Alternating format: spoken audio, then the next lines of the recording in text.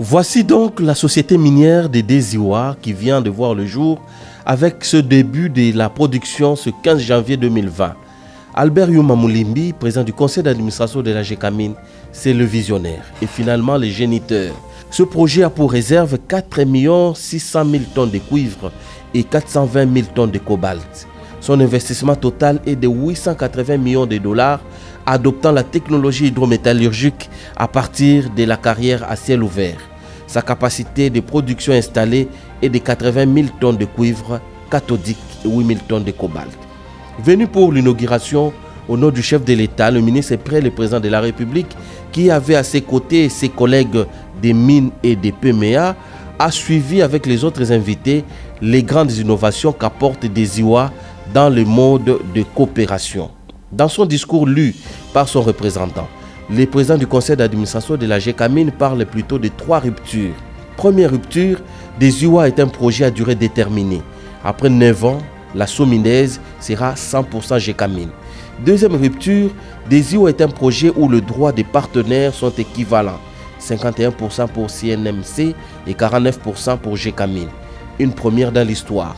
Enfin, on note la présence des cadres congolais à tous les niveaux.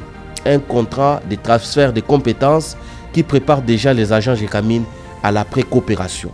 Douleur d'enfantement, il y en a eu.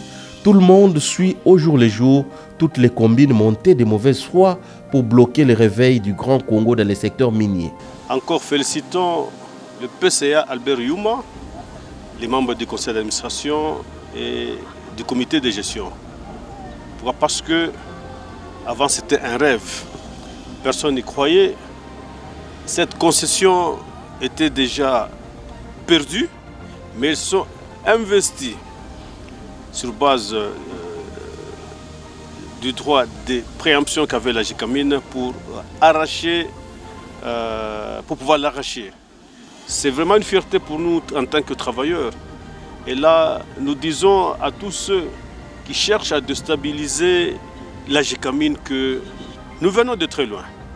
Lorsque la Gécamine ne payait pas, il n'y a personne qui criait sur la Gécamine. Et aujourd'hui, la Gécamine est en train de se reconstruire. Tout le monde doit nous accompagner dans cette lutte que de chercher à diaboliser là où le diable n'existe pas. Donc c'est vraiment un motif de fierté pour nous parce qu'aujourd'hui, l'agent Gécamine marche tête haute. Plusieurs autres projets en gestation pourront voir le jour. Question de faire bloc contre la machine qui tient à empêcher la réalisation des réformes engagées pour remettre l'État et les peuples congolais dans leurs droits.